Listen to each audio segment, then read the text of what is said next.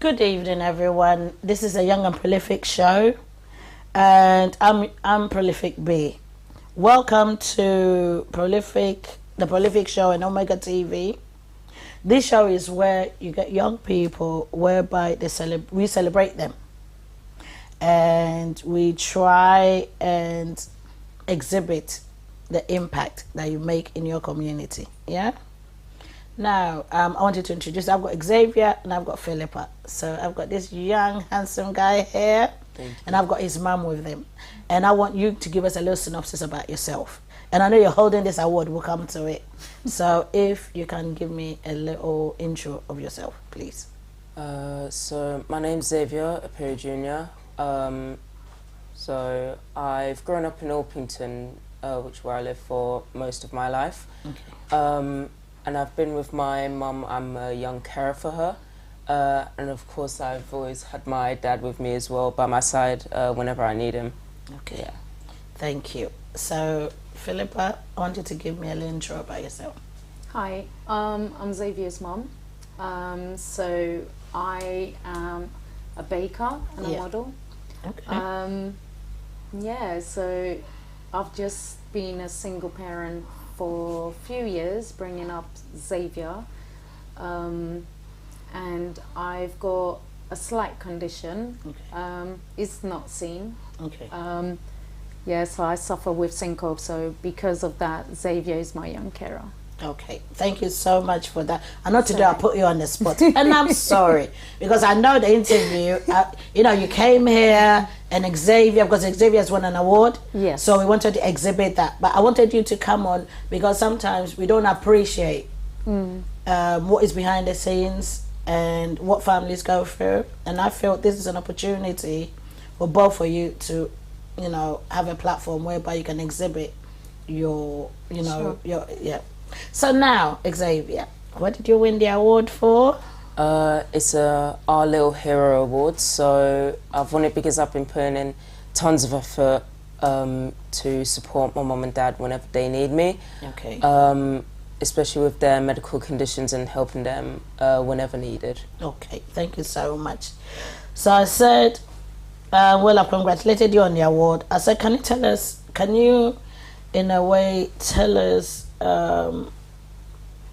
what you're going through as a young carer, or what the challenges are currently? I'll come to our stuff, but I want you to give me like a day, in your day, or when these challenges came up, how you actually cope, or what you go through, basically. Well, challenges, they come unexpectedly. Just at any time really, especially when the actual event is going on.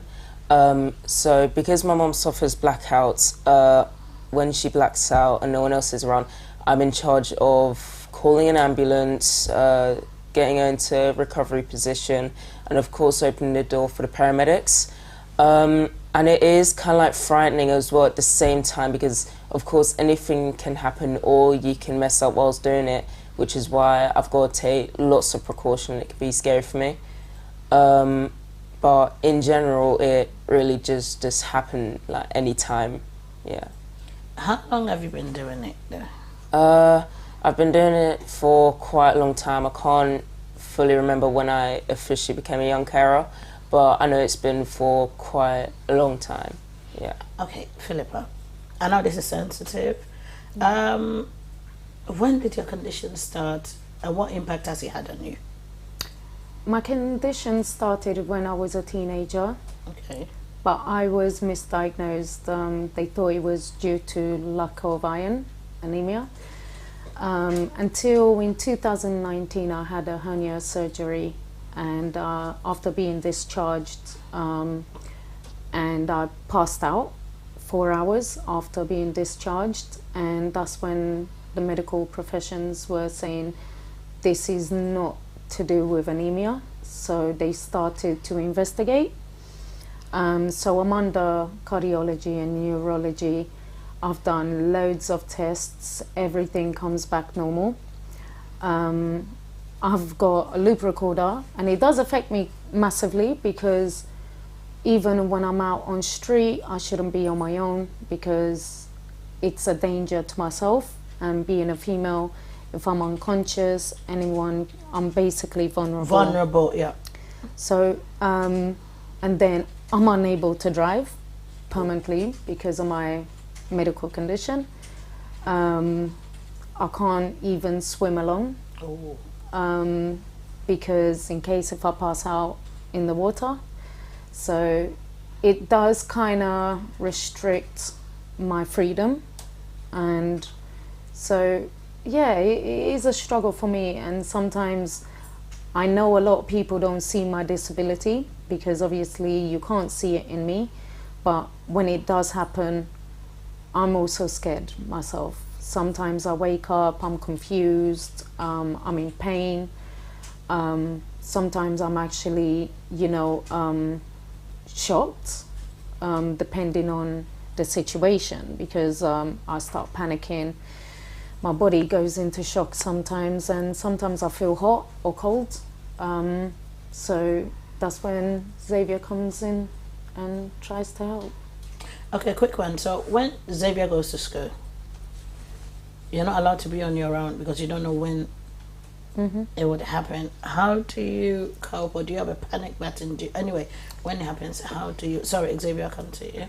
So, when it happens when he's in school, I'm always on call to people. So I'll be on the phone to a friend or something like that, or probably go out with someone, meet up with people, so I can just be around people that... In case anything happens. Yeah. Because Xavier used to go to school, and sometimes he would worry, and I would get phone calls from school because Xavier's worried that I've passed out in school, whilst he's in school. So I had to put family and friends in place to let Xavier know I'm fine. He don't have to worry about me, and other people are taking care of me as well to support him. Thank you, Philippa. So Xavier, how do you balance it with your school and your young life? Well, I kind of schedule it in various different ways. So, of course, a quote from what my dad once said is that there's a time for everything. And I kind of use that to motivate myself in a sort of sense. So, of course, I do things when I need to do them and kind of try to finish them to the best of my ability. When my mum does black out, though, it can kind of ruin the schedule and kind of you can put your word down, so that you can feel a bit relaxed. Oh, sorry, that's it. Clutch it. Oh, sorry. Sorry, I didn't mean to do that. Oh, go on. That's all right. Sorry, okay. Yeah. But it kind of does unbalance it in a sort of way. So after the event, I kind of have to rebuild that up. But resilience is kind of a main part of it, because if you weren't resilient, you would just end up giving up and probably just be late on homework and stuff like that. Yeah. Okay, so what is a typical day like in your life when what is in when you wake up in the morning, because this is unexpected, so it's not something that you can schedule out. So what's a typical day like? You wake up in the morning, let's say you go to school or you go out, how is your day like? So more recently now, within the past few years, I've been much more relaxed with it. Okay. Because my mum, of course, has a panic button which she can use. Okay. I'm always at the ready though if it does occur, and it doesn't occur commonly, at least once regularly a year. As so you used to, yeah, I'm chilled out. But when it was the early stages of it, I was much more aware and kind of on point. And you were younger then as well? Yeah, I would, if I was to go out, I would call my mum to check up if she's alright. In school, I would message her when I go into school or when I'm out, or even call her through the head of year's phone just to check up on her, because I'd be that worried that I'm in school and I'm just not there at the wrong time. Okay, so Philippa, back to you. I know as a parent, we are geared to take care of our children. Yeah. So because the roles have reversed, how does that impact on your mental health? I'm not saying you got mental health. Hey. It does impact me a lot because I feel, most of the time I feel hopeless as a parent.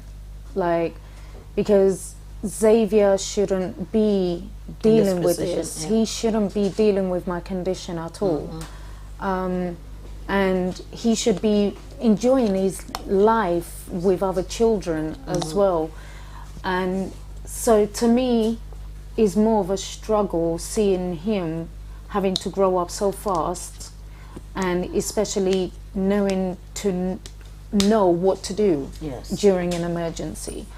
But at the same time, I feel very upset most of the time when he's having to deal with it on his own, because I'm very weak, and I'm unable to assist him.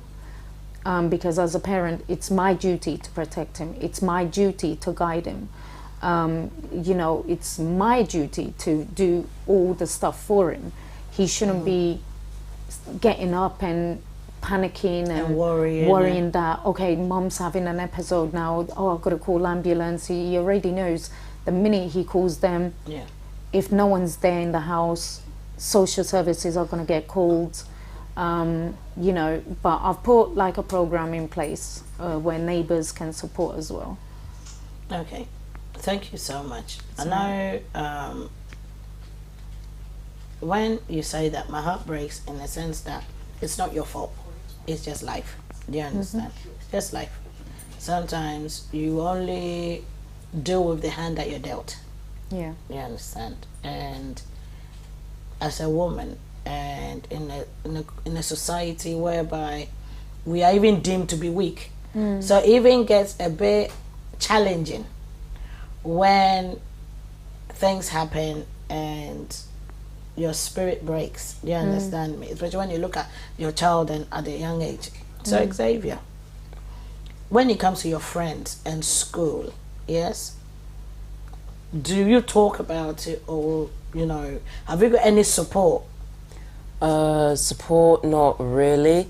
I don't talk about it with friends, no. I kind of like keep it to myself in that sort of sense, but overall I don't really have support, even if I wanted to go find it, because it's really hard to kind of like find someone who actually knows what to do, if you know what I'm trying to say. Well, when I say support, you know, like we've got like talk therapy, we've got, the reason why I say that is, you know, one thing that I realized in our community is that men don't like to talk about, it doesn't matter what age they are. No, it doesn't. When it comes to medical, when it comes to talking about stuff, men don't really want to talk about stuff.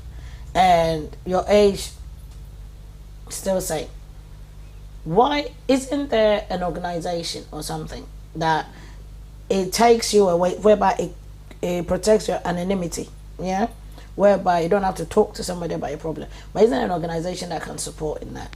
Not necessarily, not that I know of, but I'm also trying to make one at the same time. It's called Young Voices, Strong Hearts. So I'm trying to make a website where young carers all over the UK who struggle, they can go onto this website and they can find the correct support they need from people who have experienced this and know how to deal with it. And going through it as well. Because talk therapy, it does work, but it is not as effective, I will say. Yeah. Okay, you know, I asked you that, what do you love doing? I wanted to give me a breakdown of golf, like your passions, something that takes you out, because my sons love video games. As grown as they are, they got their PS5s, and whereas my son has got football, he's got PS5. What is your passion? Probably the same as your son, to be honest. Like just the average boy in the UK, gaming, stuff like that, football. I also like motorsports and construction. Okay, so but I asked you a question about your motorsports. Do you want to be a driver, or do you want to be, which part of it interests you the most? Where does your passion lie? Driving interests me the most, but I'd also find it nice in team management or being like behind the scenes. Why? Because that's basically like the foundation of it all. Without them, there wouldn't be a team to qualify in the races. So I'd also like to do that, yeah. And it does get a lot of money, so. Yeah. There you go. You've nailed it. Because you cannot go into something. You have to love what you do, but you have to make money from it. So that is, there. I was waiting for that. It took a while, but you got me. So Philippa, you know, when you had Xavier, did you have that condition beforehand, or did you know beforehand, or was it when you had it that you realized you had it? The reason why I'm asking you that question, not like intrusive or anything, but it's the fact that sometimes when you know something is wrong and you're having a child, you know, as a parent, you panic that how am I going to protect my child? So the question was based on that. Yeah. So I actually, I've always been like fond of kids. And with Xavier, I never thought I would struggle like with my children, regardless. But at the same time, I can't just think that my condition should prevent me from having my children and having a life that, you know, I've always wanted, which is having that experience being a mother. So I didn't think much of it. At that time, me and his father, we were always together, so we were supporting each other. So whenever like I needed to go to work, he would take care of Xavier. So it's like Xavier had that family foundation. So I didn't have to worry about, you know, am I really going to struggle as a parent? Yes. Because I did have that support. So yeah, I've never thought of it that far back. Good. Okay. So based on like the emotional and mental health strength, yeah, as a young person, sometimes do you feel overwhelmed or do you feel isolated because of this issue, this condition of your mom's? Most of the time, yes. Being a young carer, it can be stressful.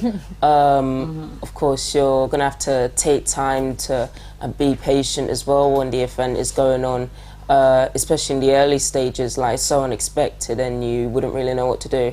But nowadays, I'm completely fine with it. I know how to cope and I can easily get back on my feet and continue with my normal life, yeah.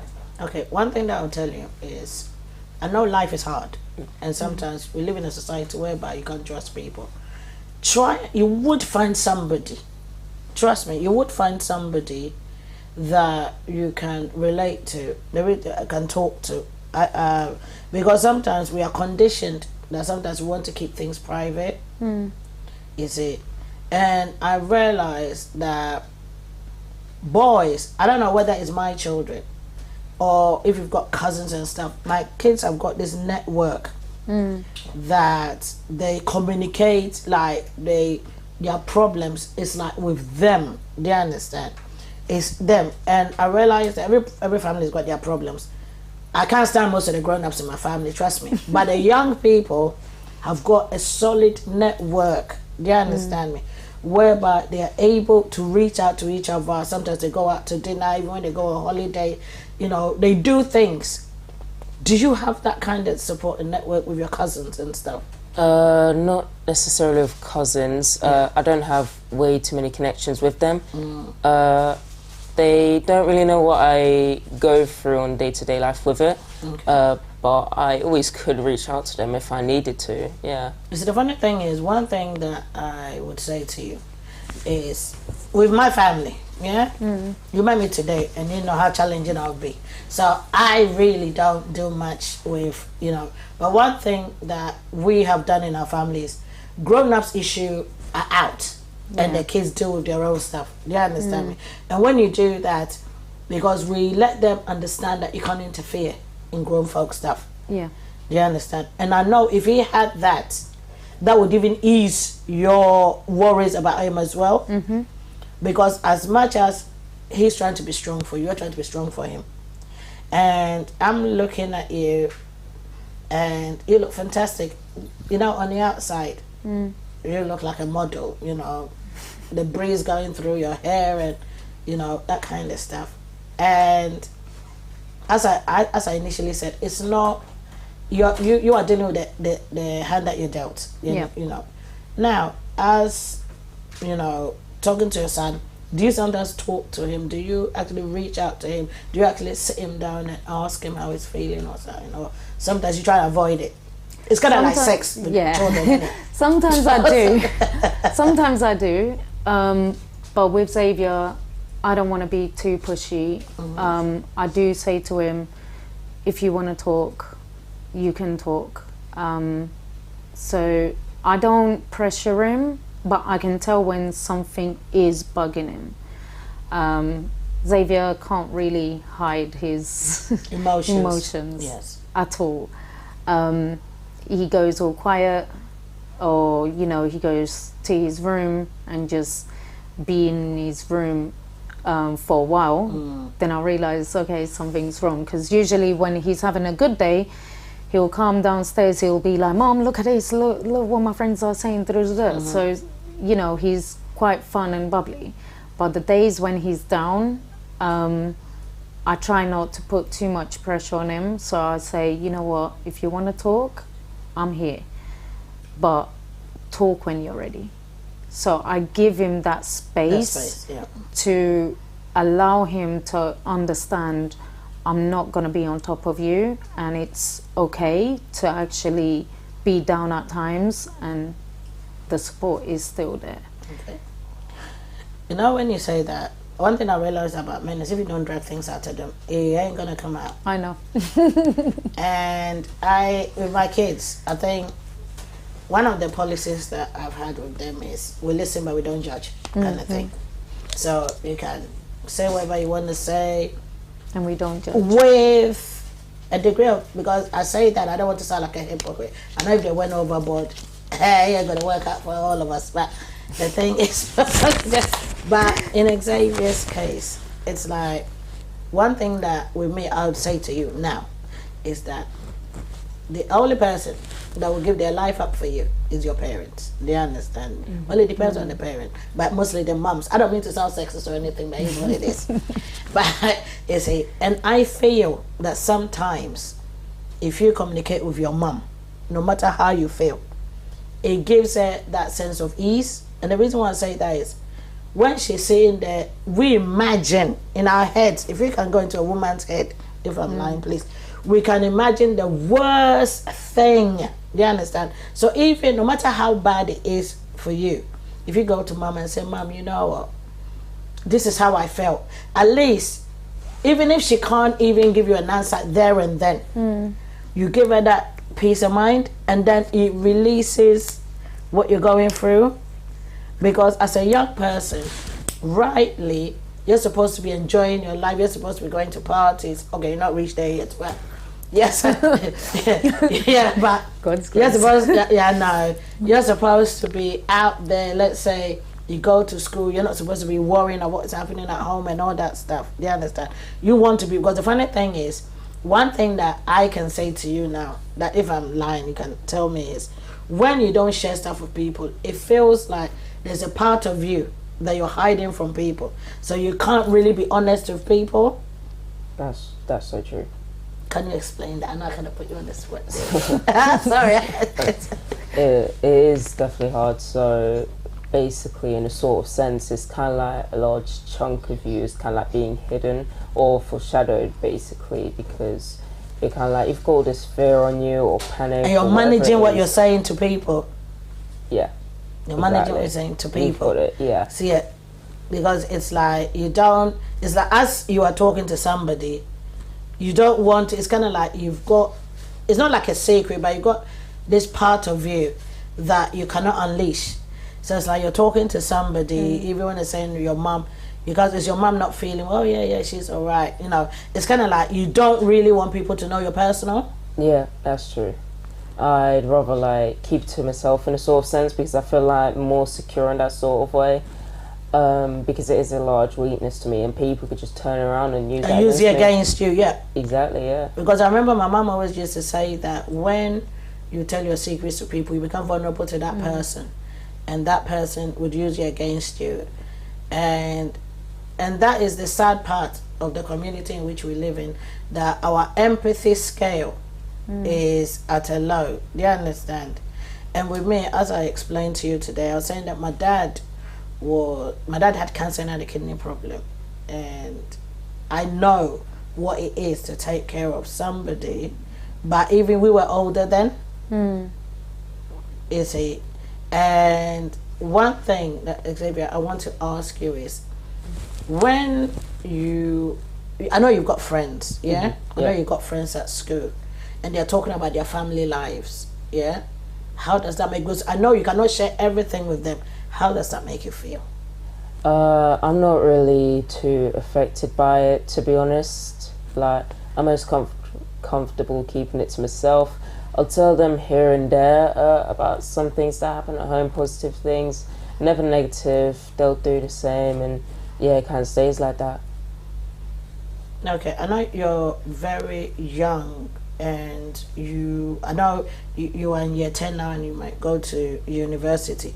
I know you say you've got different things that that you're looking into. What really stands out if you want to go to uni and study?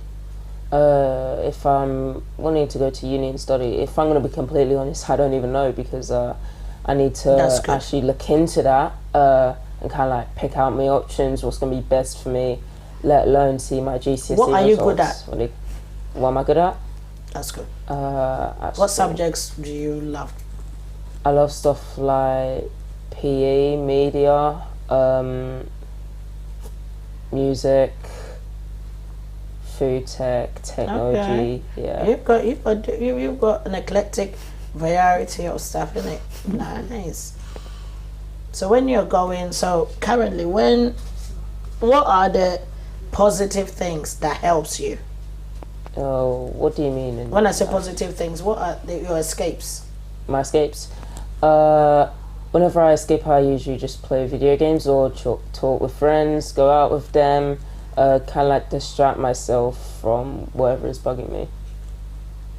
When you go out to eat, do you go to movies? I know you play video games, because I know my sons, they used to go to this thing whereby they used to do this event thing with video games and stuff. You've not been to one of those, isn't it? I haven't been. I wish I could, but no, I haven't been. No, okay. So your secret struggles, what are your secret struggles? Secret struggles, they're kind of like within my mental health, sort of. Sometimes it affects my mental health when I can feel really down or stressed out. It kind of like puts me on edge, sort of. Yeah, alright. Sorry. Oh, sorry about that. That fly was bugging you a lot, wasn't it? It was, I'm telling you. But It was, yes, that's trying me, yeah. It can be like anxiety or stressful towards me and impact on my social life, so I kind of like go quiet when that happens and stuff like that, keep it all to myself. Yeah. One thing I'll tell you is life isn't easy. I remember I was talking to my nieces and nephew, and they said when they were growing up, they saw them a dream, yeah, and the dream was that when you grow up you can do anything you want and some bloody that way. One thing that with me I do is whatever I'm going through, I listen to music. I just listen to music. And one thing that I'm going to tell you is, don't even feel that anybody that is out there hasn't got problems. Trust me, even us that were smiling and we're all going through something. Yeah, we're all going through challenges. It's just that some people are able to hide it more. Yeah. One thing that I will tell you is your best friend would always be your mom and your dad. I've had that said to me before, yeah. No, but how do you feel about that? Because when you say you had that said to me a lot, my dad wasn't my best friend, my mom was. Yeah. You see, my dad was like, do as I say, not as I do kind of thing. And my mom was like, I will listen to you. Do you understand? When people say that to you, do you actually feel that? Do I feel that? I actually kind of do. Okay. Especially with the quote of your mum and dad are your best friends. I can back that up. It really is, because they're always going to be there for you. They're always going to support you and try and kind of like help you with your life. And even they have best friends, like proper best friends, they can't match up to a mother's love and father's love. That's very true. Yeah. And I feel that on that, sometimes, one thing that as parents we do, is we lie to you kids and we make it seem as if we figured it out. We ain't got a clue. We're still working it out. And we're still working it through. So sometimes we are not perfect. Do you understand? We are not perfect. We are just trying to make sure that whatever mistakes we made, you don't make it. So sometimes when we're telling you don't do this, we're doing it because we've seen the repercussions either with our friends, either with our family, but it doesn't mean that we're perfect. Because you know that sometimes we go back and somebody says, but when you were young you did this. Yes, that's why I'm telling you not to do it. Do you understand? So as a mother, sometimes what do you, and I know your son is you're white and is half black, half white. How do you work with that? Easy. It's very easy. Even though I don't look, like I've always taught Xavier, I don't look at colour.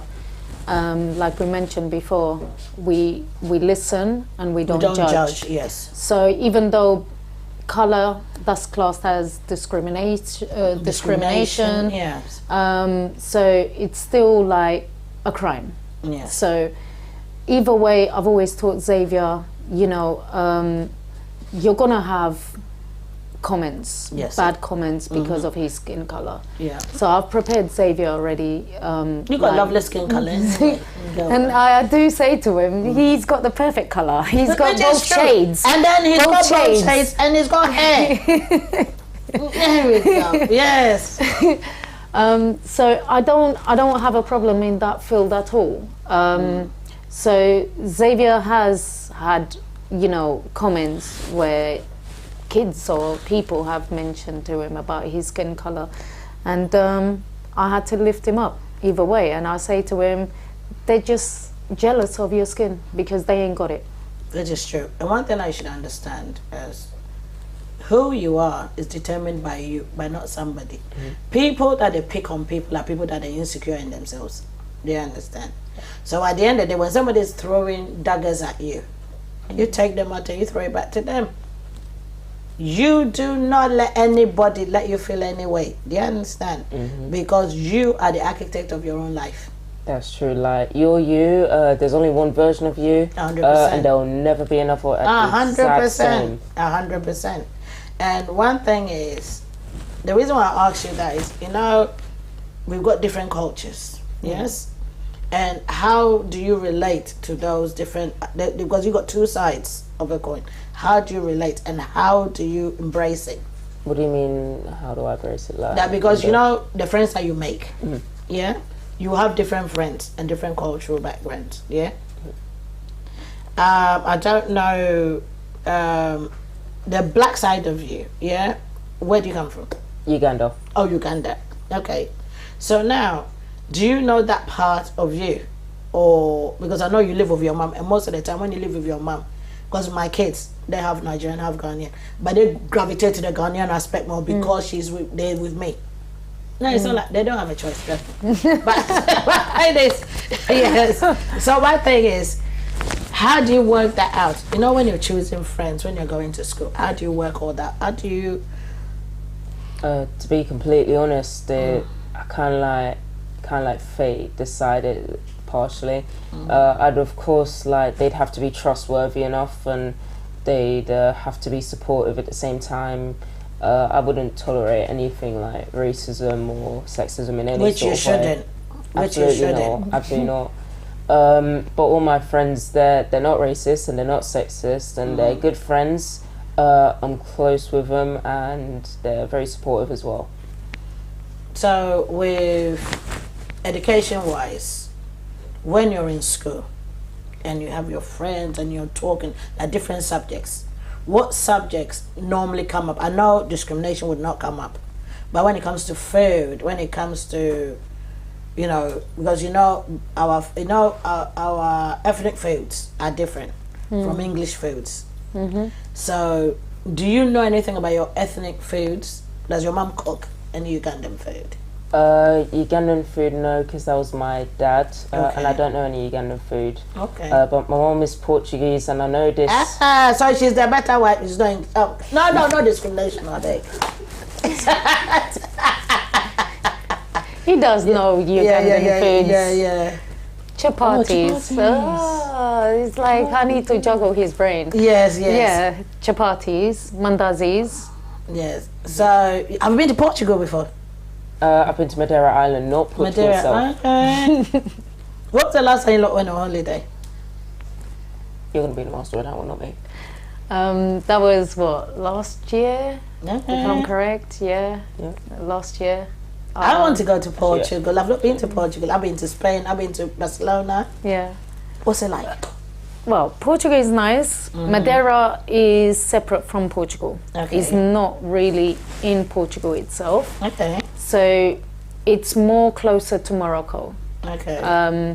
But it's a small little island, so tiny. Okay. And that's where Ronaldo's actually from. Ah. So He's got his own museum and hotel. Have you been there? Yeah. Okay. I've been there twice. Beautiful, not country, beautiful island. Yes. I absolutely love it. I prefer it than Portugal itself. Okay. Yeah, it's Okay. kind of like as if it's got its own separate culture. People are nice there. As soon as, even my mum knows, as soon as we landed there was already a parade on the first day when we landed on the main road. So, Really? yeah, and then only 2 days later there was another one. So Wow. That is it. That's the thing. I think that is because you've spoken about a lot of stuff, but the moment you talked about the holiday, the excitement came out. So I think that should be your release. yeah, I think that should be your release. Going to different places, experiencing different cultures. I've Traveling. always loved traveling. I've always wanted to do that. I've always wanted to visit places like the US and Canada. I hope to, even when I'm 18, I hope to move to Canada out of the UK. Yeah. I will discuss that with your mom. Yeah. So when you move, is she moving with you? Well, they're possibly going to move to Jamaica. And Oh, this is not about our sickness. I remember my sons. I didn't think they home so long. You think I was going to let them move at 18? Hell no. My son is 30. He's getting married next year. No, this has nothing to do with your mom's illness. With me, I would have tied it down in chains. Where are you going? thank you. Yes. She wants you to be, every mother, we don't want our kids to grow up. How do you feel? Because I know he's still young for him. Because, I used to panic when I felt my kids were going to grow up and leave me. Yep. Is it, how do you feel when it's saying 18, I want to go? Where are you going? I'm going to change it. You weren't even going to go to school, no, but uni, you're sucking out. How does that make you feel when it says that? He already knows. Yeah. This is why I've always wanted to have more kids, because Yes. I've always said to him, you're growing up and now I know you're going to leave me. Yeah, yes. And I'm going to be Oh, on I feel my your own. pain. Yes. So he knows. How do I feel? If he was to leave home from young age, that would break me, because I know, as a parent, Yes. I want to see him achieve. You want to guide him so that he grows up. He goes That's out. it. With me, yes, I agree with you. I totally agree with you. I'm on your side. You know what? You're not going anywhere. if I wanted to run away from home, I wouldn't even make it about 10 minutes far out. There you go. She'd be dragging me by the back of my collar back to your house. There you go. Is it one thing that with me, one thing that I tell kids is you would grow up. And that's what I keep saying, that my nieces said, they sold us a dream. It sounds fantastic when they tell you to grow up and go and do this. And then the bills kick in. Yep. You're going to get your own place. Yeah. The reason why my nieces and my sons and stuff, they sell a house, is they try to save up to buy a house. Meaning, when you go, a single room is about 1,000 or say 500. I don't know how much you're going to get paid. By the time they deduct, I always say that when my wages hit my account, it looks good for less than 24 hours. Yeah. Council tax comes, rent comes, and all those stuff. So with me, I would advise you to stay home longer. Try and build yourself financially. Yeah, build yourself financially. And at least when you've got that financial stability, because when you're at home, you're not going to be paying, okay, my kids pay a little bit of that, but it's not comparatively to when you are paying full rent, you're paying your council tax. Let's say you get a car, you want to drive your car, you pay insurance, you got all those stuff. All those stuff adds up. Do you understand me? And you're not able to save. At home, you get free food. Imagine you've paid you and all your monies are gone. Now you're going to go back home and come and eat. If you've left out, you ain't coming to my yard. So true. So with me, this is not me. Okay, this is me telling you to stay out. But my thing is, make sure that you grow up a bit more. My son my son is growing up now. He's going to get married next year, God willing, and he has financially stabilized himself. My other one has financially stabilized himself. So it makes it even easier for you that you don't have to worry. Because I remember it was one time my nephew said he wanted to move out. When he calculated how much it was going to cost him, you know what? He just backtracked. Because now it's difficult. No, it's not even a joke. Now it's difficult for you to get a place. It's difficult to even buy a house. It's even food. You know what? I only found out about 3 years ago that food was so expensive after COVID. Yep. Cost of living. So now, with all this being said, has it changed your mind? And I say, no, I'm sorry.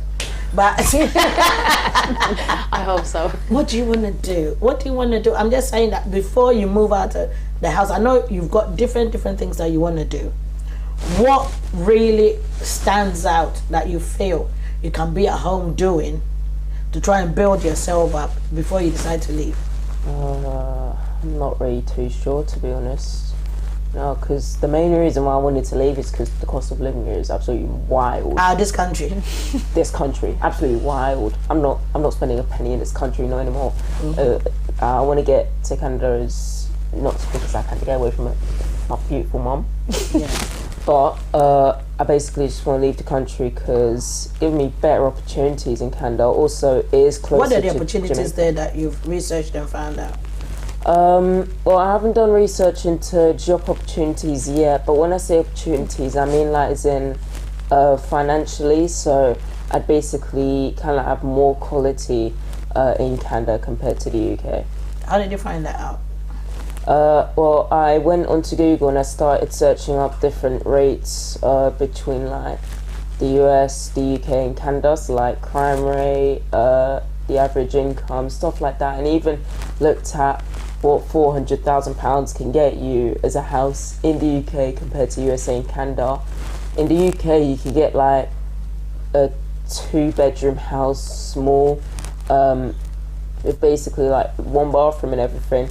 In the USA and Canada, you'd be getting 3 or 4 bedroom houses with 2 bathrooms and stuff like that. Really nice residential areas as well. It's much more worth it. Okay. No, when you say that, it sounds fantastic. I think I should have moved there since anyway. It seems like he done research. I know. Yes. You know, I want to move us back to the topic we're talking about because I moved them from it. What do you think would help you cope if the resources were there as a young carer? What do you think the resources would have been to help you cope? In general, just someone who knows what I'm going through and is an expert at coping with it, because if I was to find someone like that, I wouldn't hesitate to go and speak to them about it. Now I've kind of like become that professional that I once needed, but before then there wasn't really anyone with that sort of like knowledge of what I was going through. Do you know that even psychologists have psychologists? So sometimes even when you say the skill, what the skill set that you've developed, the skill set that you've developed, one of the things that I'll tell you is, no matter, it's kind of like learning. Every day you learn. And as for support, you would need it. You cannot just rely on your own resources. You cannot rely on your own resources, for what you do. One thing I wanted to ask you was, sometimes do you feel that, do you remember that you're still a teenager, or sometimes do you sometimes feel that way? Do you remember that you are? During my mum's blackout, absolutely not. I forget I'm a teenager and I feel like I'm a 20 to 30-year-old man supporting another person, It's kind of like, it gets rid of all kind of like that childish behaviour, or kind of like the things that you like, and kind of like adrenaline kicks in and you kind of just skip 10 years and become much more mature. Have you ever said that to your mum? No, actually, no. There you go, you now know. But no. Yeah, but see, this is what I'm trying to say. These are the things that if you say to her, at least it gives her that sense of, okay, if I'm going to do something, how do I navigate it? Do you understand me? Because if you do not communicate to somebody, nobody knows what is in your head, because she knows you are quiet. Do you understand me? But she doesn't know why you're quiet. And one of the things that with me, I would say to you is, never underestimate a mother's love. Never underestimate what a mother can do to help you. Because Philippa, him saying that, I saw that you went a bit sad, but don't. And the reason why I'm telling that don't, thing about communication is it gives you a roadmap to what you can fix. Because if you step on my foot and I tell you, if I don't say anything, in your head you're thinking, oh, she's cool. Yep. I can go and sit somewhere and I'll say, look at how dare she step on my foot. And then you wouldn't have known that next time, you would have really said sorry, and next time when you're coming, you see whether my foot is there and you wouldn't step on it. When we talk about communication, do not underestimate the gifts of what communication entails. Do you understand me? Sometimes there's certain conversations that are uncomfortable, but those are where you get your breakthroughs. Do you understand? Because if you tell your mom what you just said to your mom, yes, tomorrow your mom will sit down and she'll think about, oh yeah, Xavier said this. Okay, so how do I navigate it? Do you understand me? But when you don't do that, you make it a bit difficult for her to actually know what she can do for you, because she feels guilty already as it is. So through her guilt, she doesn't even want to, she says she doesn't want to pressure you. Do you understand me? It's not that she doesn't want to pressure you, but she feels that if you come to her, and you too, you feel that, you know what, I don't want to give my mom stress, because probably if I say how I feel, so you're getting the lines all mixed up, whereby the communication thing, because you truly do not have that communication stuff with your mom, yeah. Sometimes you both are kind of playing two ends to the middle, whereby everybody's staying in the corner thinking that it will resolve itself. How do you think you can change that narrative? What do you mean change the narrative? How do you think if you change the way you guys communicate, it can make things better for you guys? I would start off, like if I could change it, start off by being more open myself, because I am kind of quiet and locked away, especially on certain factors towards my mum. I would work on that, because communication is key, and it is very important in anything that you do, really, from careers to asking people questions. You always need communication. It's kind of like a skill that is needed. But especially with your mum, do not underestimate, do not feel bad. You know, sometimes when you say something at that present moment, it might feel like a struggle, but I feel that at that moment it gives you an opportunity into understanding what each other is going through. Because the fact that your mom does not tell you what she's going through, what's running through her head, doesn't mean that she doesn't know what you're going through. But until sometimes you reach out to her and say, Mom, you know what, today I felt really low and this, that. Then your mom now can sit back, because my sons do it with me. It's like sometimes when they take me to the airport, I will sit there and I will ask him, because recently my son was going through something, not knowing that it was his tooth. That he had a cyst in his tooth and they had to take it out, but it was affecting his mood. He goes, Mom, I don't know what is going on, you know, that kind of stuff. And we're talking and we're trying to figure out, and then he figured out that it was his tooth, because the infection was affecting his mental health. So sometimes it's those small things that sometimes you might not see it, but you can communicate with your mom. Oh, Mom, this is what I'm going through, this is what this thing. Your mom too can sit back. Do you understand? Sometimes do you really feel loved? I feel loved all the time by her, because she puts in her time and effort just to make things better for me. She goes out of her way to do a lot of things, which I completely respect, and I love it, yeah. Okay, you know when you see your son doing all this fantastic stuff for you, what do you go through? Sort of like, what is, how does that make you feel? That he's growing up so fast. I'm talking about the positive aspect. How does that? The positive is basically like with him, he's a good kid, and with Xavier, a lot of people say that there should be more of him in the world because he's very loving and caring. But what I feel the most is that sometimes when he tries not to communicate with me, it does get down to me massively, because I feel like I can't help him. But it's like I mentioned before, I don't want to pressure him. But then having to hear him say that, it did like upset me a bit, because it's like being a parent and he's not being able to talk. But this is why I've also put people in place. I've also asked Xavier, do you need help? Do you want to do counselling? Do you want to talk to someone? So I've kind of tried to do that with him, but I don't want to be like a parent that will push him and say, you know what, you need to go and do counselling. You need to speak to someone. I want to give him the choices that he wants to make.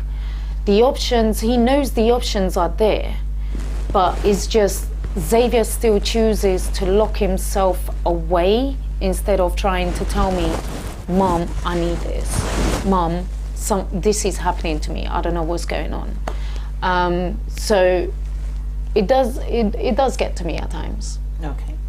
One thing that Xavier, I'll tell you is everybody needs support. And when I say, is it counseling is not a bad thing. The reason why I say that is I've realized that you're a private person and you have trust issues, which you surely should do, because people are not as they seem.